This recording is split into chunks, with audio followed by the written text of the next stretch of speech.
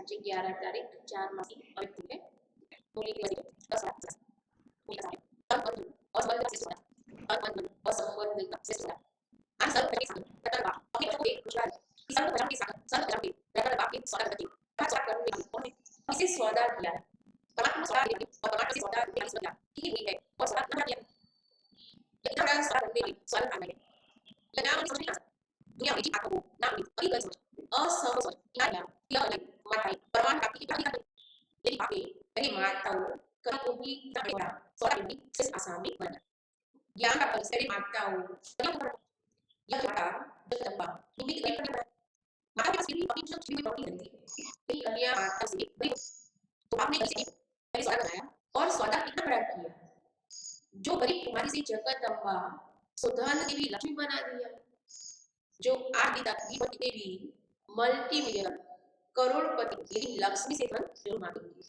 पूरा जब गई रत्नाकर बाप और अपने सौदागर बच्चों को देख प्रसिद्ध हो रहे हैं एक जन्म का सौदा करने से अनेक जन्म सदा मालामाल भरपूर हो जाते हैं और निमित्त सौदा करने वाला भल कितना भी बड़ा बिजनेसमैन लेकिन वह सिर्फ धन का सौदा वस्तु का सौदा करेंगे एक ही बेहद का बाप है जो धन का भी सौदा करते मन का भी सौदा करते तन का भी और सदा श्रेष्ठ संबंध का भी सौदा करते ऐसा दाता कोई देखा चारों ही प्रकार के सौदे किए हैं ना तन सदा तंदुरुस्त रहेगा मन सदा खुश धन के भंडार भरपूर और संबंध में निस्वार्थ स्नेह और गारंटी है ना बाबा ने चारों ही उसका सौदा किया तन का भी मन का भी धन का भी और संबंध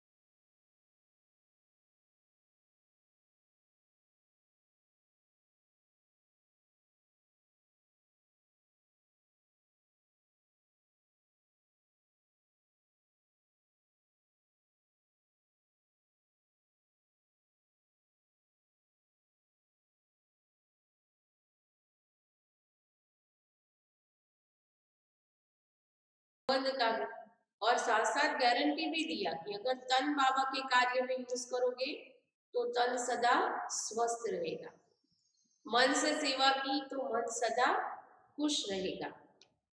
धन भी बाबा कहते हैं तो भी भंडारे फूटेंगे नहीं, और संबंध में भी निस्वार्थ स्नेह दिया, उसकी गारंटी देते हैं 5 वर्ष 10 वर्ष की गारंटी देंगे, और क्या करेंगे। लेकिन रत्नाकर बाप कितने समय की गारंटी देते हैं। दुनिया में भी कोई कीमती चीज लेकर आओ तो गारंटी देते हैं कि भाई इतने साल उसकी सर्विस देंगे, ये करेंगे वो करेंगे, लेकिन वो 5 या 10 साल, बाबा ने कितने साल की गारंटी दी। तो कहते अनेक जन्मों की गारंटी देते हैं, चारों में एक की भी कमी नहीं हो सकती, चाहे प्रजा की प्रजा भी बने, लेकिन उनको भी लास्ट जन्म तक अर्थात त्रेता के अंत तक भी ये चारों ही बातें प्राप्त होगी। ऐसा सौदा कब किया? अब तो किया है ना सौदा, पक्का सौदा किया है या कच्चा? परमात्मा से कितना सस्ता सौदा किया, क्या दिया? कोई काम की चीज दी? कितना बड़ा सौदा किया, काम की कोई चीज नहीं दी, लेकिन रिटर्न में बहुत कुछ मिला। फॉरेनर्स बाप दादा के पास सदैव दिल बनाकर भेज देते हैं, पत्र भी दिल के चित्र के अंदर लिखे, गिफ्ट भी दिल की भेजेंगे। तो दिल दिया ना, लेकिन कौन से दिल दी? एक दिल के कितने टुकड़े हुए पड़े थे, माँ बाप चाचा मामा, कितनी लंबी लिस्ट है। अगर संबंध की लिस्ट निकालो कलयुग में तो कितनी लंबी लिस्ट होगी। एक संबंध में दिल दे दिया, दूसरा वस्तुओं में भी दिल दे दी, तो दिल लगाने वाली वस्तुएं कितनी है, व्यक्ति कितने हैं, सब में दिल लगा के दिल ही टुकड़ा टुकड़ा कर दी। बाप ने अनेक टुकड़े वाली दिल को एक तरफ जोड़ दिया, तो दिया क्या और लिया क्या। और सौदा करने की विधि कितनी सहज है, सेकंड का सौदा है ना, बाबा शब्द ही विधि है। सौदा करने की विधि एक बाबा शब्द है, एक शब्द की विधि है। इसमें कितना समय लगता है, सिर्फ दिल से कहो बाबा तो सेकंड में सौदा हो गया। कितनी सहज विधि है, इतना सस्ता सौदा सिवाय इस संगम युग के और किसी भी युग में नहीं कर सकते। तो सौदागरों की सूरत मूरत देख रहे थे, दुनिया के अंतर में कितने भोले भाले, लेकिन कमाल तो इन भोले भालों ने किया है। सौदा करने में तो होशियार निकले ना। आज के बड़े बड़े नामी ग्रामी धनवान धन कमाने के बजाय धन को संभालने की उलझन में पड़े हुए हैं। उसी उलझन में बाप को पहचानने की भी फुर्सत नहीं है। अपने को बचाने में, धन को बचाने में ही समय चला जाता है। अगर बादशाह भी है तो फिकर वाले बादशाह है, क्योंकि फिर भी काला धन है ना, इसलिए फिकर वाले बादशाह है। और आप बाहर से भी कौड़ी हो, लेकिन बेफिकर बादशाह हो, बेघर होते भी बादशाह है ना, कुछ भी नहीं होते हुए भी बादशाह। शुरू शुरू में साइन क्या करते थे, बेगर टू प्रिंस। अभी भी बादशाह और भविष्य में भी बादशाह है। आजकल के जो नंबर 1 धनवान आसामी है, उनके सामने आपके त्रेता अंत वाली प्रजा भी ज्यादा धनवान होगी। आजकल के जो एकदम बादशाह है, नंबर 1 धनवान है, उसके आगे तो बाबा कहते त्रेता की प्रजा भी साहूकार होगी। आजकल की संख्या के हिसाब से सोचो, धन तो वही होगा और ही दबा हुआ धन भी निकलेगा। तो जितनी बड़ी संख्या है उसी प्रमाण धन बांटा हुआ है और वहां संख्या कितनी होगी उसी हिसाब से देखो तो कितना धन होगा। प्रजा को भी अप्राप्त कोई वस्तु नहीं। तो बादशाह हुए ना। बादशाह का अर्थ यह नहीं कि तख्त पर बैठे, बादशाह अर्थात भरपूर, कोई अप्राप्ति नहीं, कमी नहीं। तो ऐसे सौदा कर लिया है या कर रहे हैं, वह भी सोच रहे हैं। कभी कोई बड़ी चीज सस्ती और सहज मिल जाती है तो भी उलझन में पड़ जाते हैं कि पता नहीं ठीक है व नहीं। ऐसी उलझन में तो नहीं होना, क्योंकि भक्ति मार्ग वालों ने सहज को इतना मुश्किल कर और चक्र में डाल दिया है, जो आज भी बाप को उसी रूप से ढूंढते रहते हैं। छोटी बात को बड़ी बात बना दी, इसलिए उलझन में पड़ जाते हैं। ऊंचते ऊंच भगवान उससे मिलने की विद्या भी लंबी चौड़ी बता दी। उसी चक्र में भक्त आत्माएं सोच में ही पड़ी हुई है। भगवान भक्ति का फल देने भी आ गए, लेकिन भक्त आत्माएं उलझन के कारण पत्ते पत्ते को पानी देने में ही बिजी है। कितना भी आप संदेश देते हो तो क्या कहते हैं, इतना ऊंचा भगवान ऐसे सहज आए हो ही नहीं सकता। इसीलिए बाप मुस्कुरा रहे थे कि आजकल के चाहे भक्ति के नामी ग्राम, चाहे धन के नामी ग्राम, चाहे किसी भी ऑक्यूपेशन के नामी ग्राम, अपने ही कार्य में बिजी है। लेकिन आप साधारण आत्माओं ने बाप से सौदा कर लिया। पांडवों ने पक्का सौदा कर लिया ना। डबल फॉरेनर सौदा करने में होशियार। सौदा तो सबने किया, लेकिन सब बात में नंबरवार होते हैं। बाप ने तो सभी को एक जैसे सर्व खजाने दिए, क्योंकि अकूट सागर में बाप को देने में नंबरवार देने की आवश्यकता ही नहीं है। जैसे आजकल की विनाशकारी आत्माएं कहती है कि विनाश की इतनी सामग्री तैयार की है, जो ऐसी कई दुनियाएं विनाश हो सकती है। बाप भी कहते बाप के पास भी इतना खजाना है, जो सारे विश्व की आत्माएं आप जैसे समझदार बन सौदा कर ले तो भी अखूट है। जितनी आप ब्राह्मणों की संख्या है उससे और पदम गुणा भी आ जाए तो भी ले सकते हैं, इतना अथाह खजाना है। लेकिन लेने वालों में नंबर हो जाते हैं। खुले दिल से सौदा करने वाले हिम्मतवान थोड़े ही निकलते हैं। इसलिए दो प्रकार की माला पूजी जाती है, कहाँ अष्टरत्न और कहाँ 16,000 का लास्ट। कितना अंतर हो गया। सौदा करने में तो एक जैसा ही है।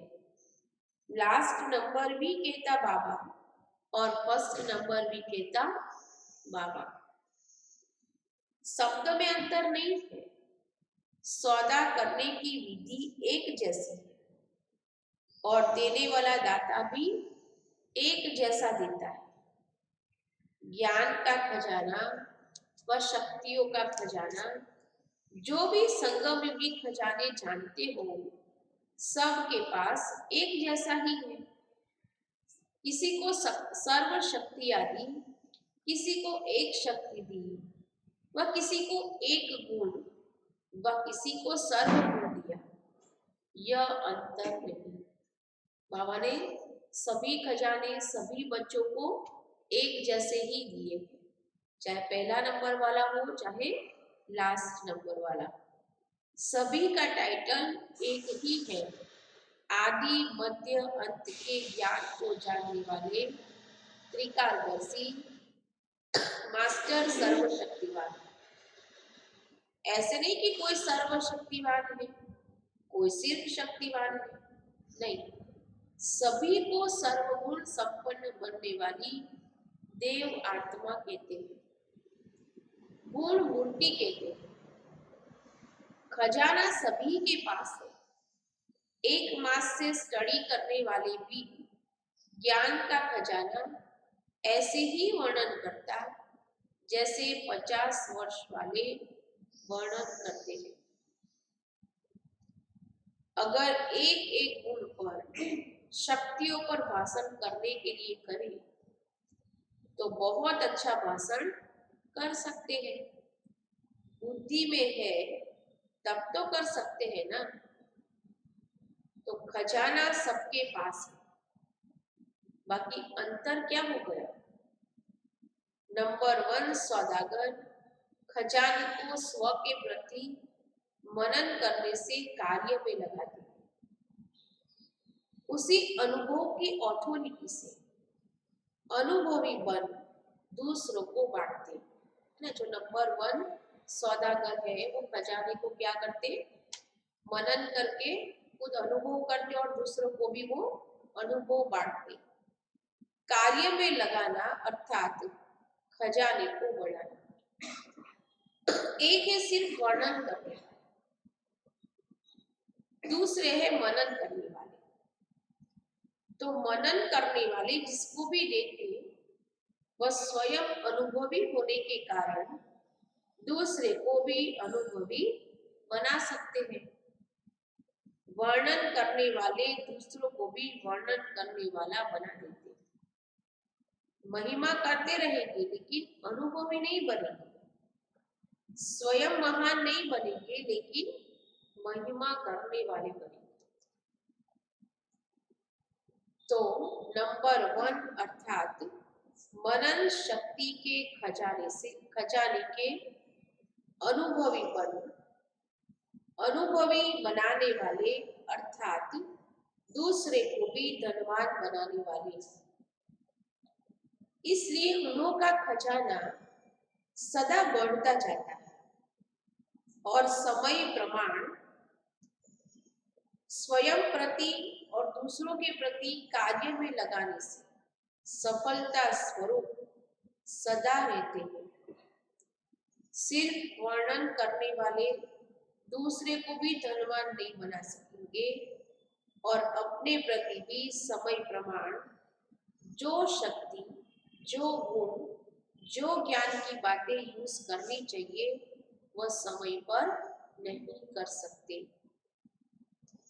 इसलिए खजाने के भरपूर स्वरूप का सुख और दातापन देने का अनुभव नहीं कर सकते। धन होते भी धन से सुख नहीं ले सकते, शक्ति होते भी समय पर शक्ति द्वारा सफलता पा नहीं सकते, गुण होते भी समय प्रमाण उस गुण को यूज नहीं कर सकते, सिर्फ वर्णन कर सकते। धन सबके पास है लेकिन धन का सुख समय पर यूज करने से अनुभव होता है। जैसे आजकल के समय में भी कोई विनाशी धनवान के पास भी धन बैंक में होगा, अलमारी में होगा या तकिए के नीचे होगा, न खुद कार्य में लाएगा न औरों को लगाने देगा, न स्वयं लाभ लेगा न दूसरों को लाभ देगा। तो धन होते भी सुख तो नहीं लिया ना, है ना। धन है लेकिन कहीं ना कहीं छुपा कर रखा हुआ है या कहीं सेफ रखा हुआ है अलमारी पे या बैंक में, तो उसको रख दिया लेकिन यूज नहीं किया तो भी उसका सुख तो नहीं लिया। तकिए के नीचे ही रह जाएगा, खुद चला जाएगा। तो यह वर्णन करना अर्थात यूज न करना। सदा गरीब दिखाई, यह धन भी अगर स्वयं प्रति व दूसरों प्रति समय प्रमाण यूज नहीं करते, सिर्फ बुद्धि में रखा है, तो न स्वयं अविनाशी धन के नशे में खुशी में रहते हैं, न दूसरों को दे सकते। सदा ही क्या करें, कैसे करें, इस विधि से चलते रहेंगे। इसीलिए दो मालाएं हो जाती हैं, वह मनन करने वाली, वह सिर्फ वर्णन करने वाली। तो कौन से सौदागर, नंबर 1 वाले या दूसरे नंबर वाले? इस खजाने का कंडीशन, शर्त यह है, जितना औरों को देंगे, जितना कार्य में लगाएंगे, उतना बढ़ेगा। बाबा ने जो खजाने दिए हैं उसकी शर्त यही है कि सिर्फ बुद्धि की तिजोरी में उसको बंद नहीं रखो, लेकिन जितना उसको कार्य में लगाएंगे उतना बढ़ता जाएगा। वृद्धि होने की विधि यह, इसमें विधि को न अपनाने कारण स्वयं में भी वृद्धि नहीं और दूसरों की सेवा करने में भी वृद्धि नहीं। संख्या की वृद्धि नहीं कह रहे, संपन्न बनाने की वृद्धि। कई स्टूडेंट संख्या में तो गिनती में आते हैं, लेकिन अब तक भी कहते रहते समझ में नहीं आता योग क्या है, बाप को याद कैसे करें, अभी शक्ति नहीं है। तो स्टूडेंट्स की लाइन में तो है, रजिस्टर में नाम है, लेकिन धनवान तो नहीं बनाना, मांगता ही रहेगा। कभी कोई टीचर के पास जाएगा, मदद दे दो, कभी बाप से रूरिहान करेगा, मदद दे दो, तो भरपूर तो नहीं हुआ ना। जो स्वयं अपने प्रति मनन शक्ति से धन को बढ़ाता है, वह दूसरे को भी धन में आगे बढ़ा सकता है। मनन शक्ति अर्थात धन को बढ़ाना।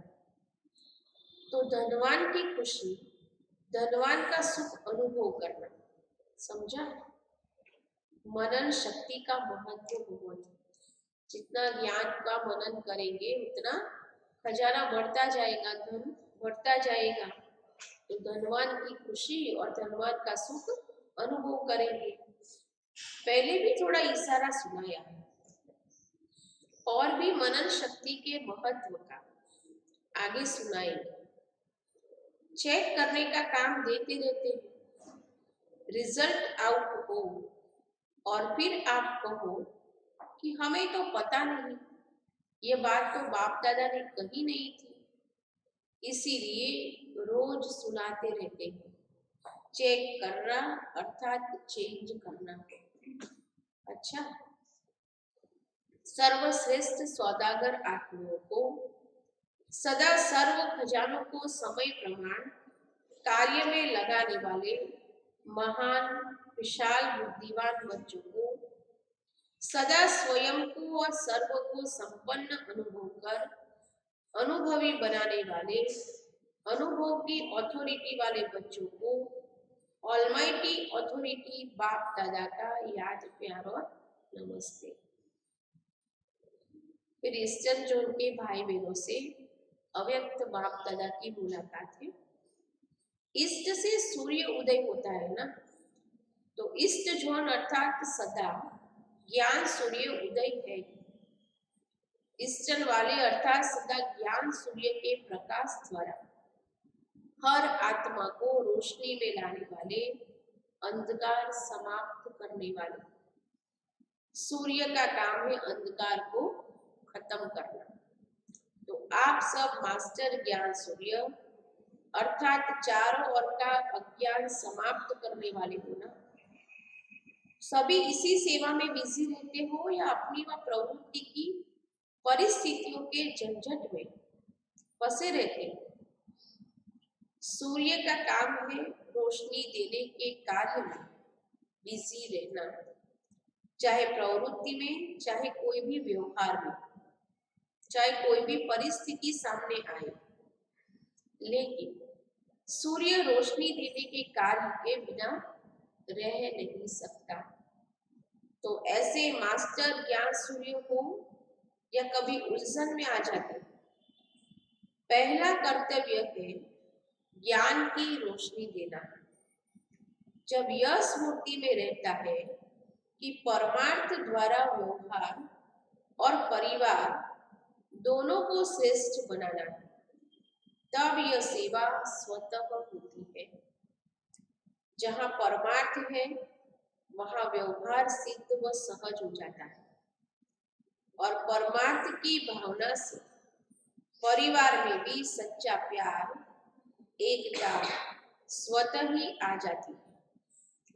तो परिवार भी श्रेष्ठ और व्यवहार भी श्रेष्ठ। परमार्थ व्यवहार से किनारा नहीं कराता और ही परमार्थ कार्य में बिजी रहने से परिवार और व्यवहार में सहारा मिल जाता है। तो परमार्थ में सदा आगे बढ़ते जाओ।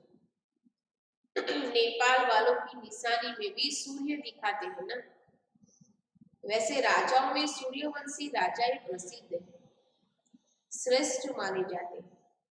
तो आप भी मास्टर ज्ञान सूर्य सबको रोशनी देने वाले।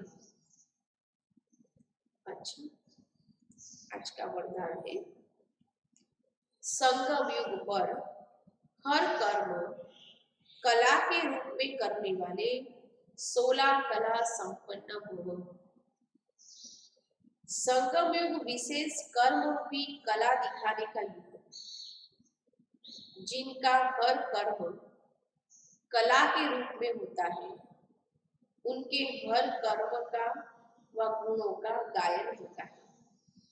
16 कला संपन्न अर्थात हर चलन संपूर्ण कला के रूप में दिखाई दे। यही संपूर्ण स्टेज की निशानी है। जैसे साकार के बोलने, चलने सभी में विशेषता देखी तो यह कला हुई। उठने बैठने की कला, देखने की कला, चलने की कला थी, सभी में न्यारापन और विशेषता थी। तो ऐसे फॉलो फादर कर 16 कला संपन्न बनो। स्लोगन है पावरफुल वह है जो फौरन परख कर फैसला कर दे। पावरफुल वह है जो फौरन परख कर फैसला कर दे।